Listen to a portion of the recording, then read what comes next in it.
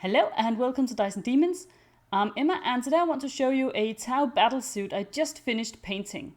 So some of you might have seen my earlier videos where I show a sneak peek of the model. But it has taken me almost 80 hours to finish painting this model, so it's been a very long project. I think it may be my longest running project so far, or at least the project I've spent the most time painting.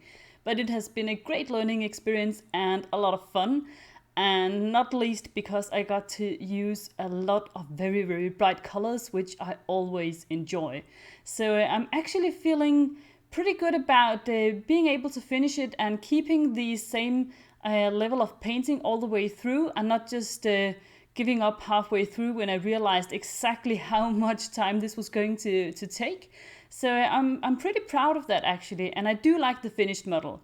This is a model I painted for a friend, so I'm not going to be keeping it, and I'm not going to be painting an entire army like this.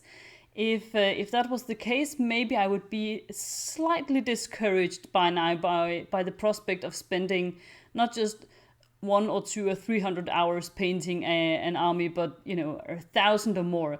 That might be just a bit much even for me, perhaps.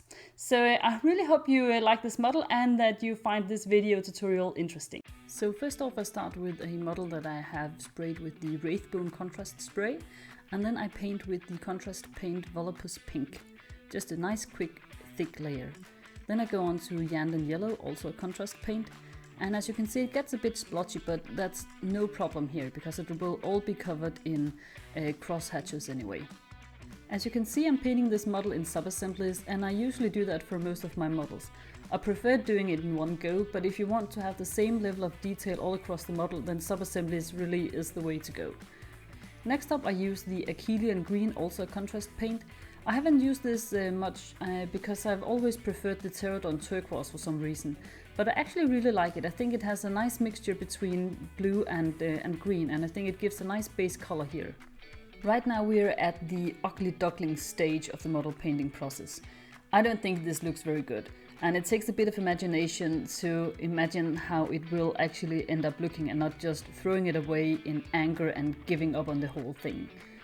Next up, I do my dark edge highlights. I do these with Pterodon Turquoise, and I use that for both the pink and the Achillean Green base colors. I think the Pterodon Turquoise works pretty well for both of them because it's this dark turquoise color, so I think it matches pretty well.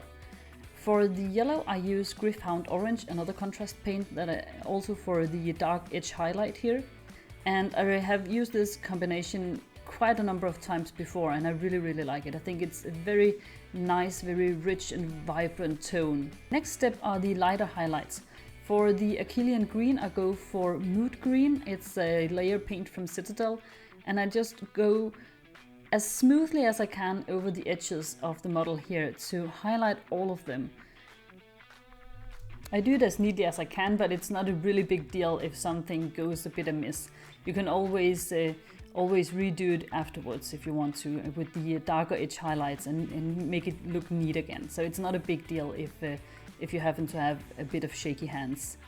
For the next layer of highlights, I use a Vallejo paint called Light Livery Green. It's sort of a neon green color. It's not as easily visible here on the video, but it gives it such a very nice vibrant tone. Then I do the metallic parts, and for the gold I use Retributed Armor, also from Citadel. And for the silver I use Iron Hand Steel. I then use the old Citadel Chestnut ink to shade the gold. I really love this ink, it gives the gold such a nice warm rich tone. And I just recently found out from one of my viewers actually that you can get this ink still from a company, so I ordered like 5 pots of ink just to make sure I never run out. The silver bits are shaded with the trusty classic Nuln Oil. The last highlight I'm going to give the green is just a bit of yellow. This is the Flasketch Yellow, also from Citadel. I use it more sparingly than the other colors because I want to make sure that it still looks green and not like it's yellow with a bit of green in it. So not as much yellow as the other highlights. I also use the yellow for highlighting the, yellow parts of the model. This is not the final highlight of the yellow color though. This is one of the hardest parts because yellow, as a lot of people probably know, is a bit more tricky to work with. If you thin it down too much, then it loses its sort of pigment, and if you don't thin it down enough, it just gets splotchy and almost chalky. So if anyone's got a really good recommendation for a thin, nice yellow that is opaque enough to cover darker colors underneath, then that would be awesome. Because I'm looking for a replacement yellow and I just haven't found one yet. The last layer of highlight on the yellow parts are done with the Wraithbone from Citadel, also a layer paint.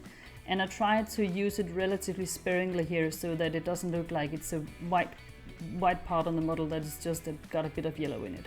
Then we get to highlighting the purple parts of the model. And the first highlight is done with a P3 paint called Murderous Magenta. It's been mixed with a little bit of white, not a lot, but a tiny bit of white to make it that bit lighter so that it actually shows up as a light highlight and not just as more of the same.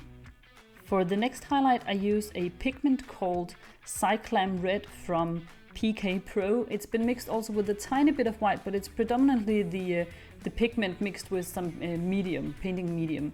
And this gives a really nice bright look to the whole model. It really makes it stand out and make it pop. I love it. And then the last highlight for the pink parts are done with a bit of white. Again, sparingly applied. I don't want it to take over, but I do want it just to highlight some of the edges, but very carefully, not too much. And all that's left to do for this part of the model is to highlight the middle bits with Stormhost Silver. I really like this very bright, shiny silver color. I think it makes the middle parts really pop as well. And here are the finished results. I really like this model. I think it was fun to work on and I'm really happy with the color scheme I chose. I think it really makes this model pop.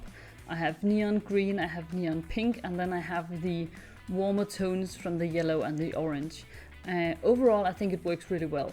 I know that a lot of people will probably think that a color scheme such as this hurts their eyes, and I'm totally fine with this not being to everyone's taste. But for me it's fun, and that's one of the things I'm looking for in this hobby. I want to have fun both while painting and playing, and this is definitely something that fulfills both of those criteria. I think it will look very cool on the tabletop, and I look forward to seeing my friend play with this model. So if you have any comments or questions, as always, please leave them in the comment section below and I will get back to you as soon as I can.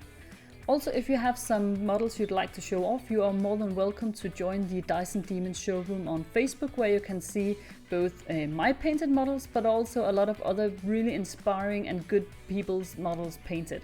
So go over there and join us if you feel like it. I really hope you liked this video. If you did, please consider giving it a like and subscribing to my channel. Thank you so much. See you next time. Bye.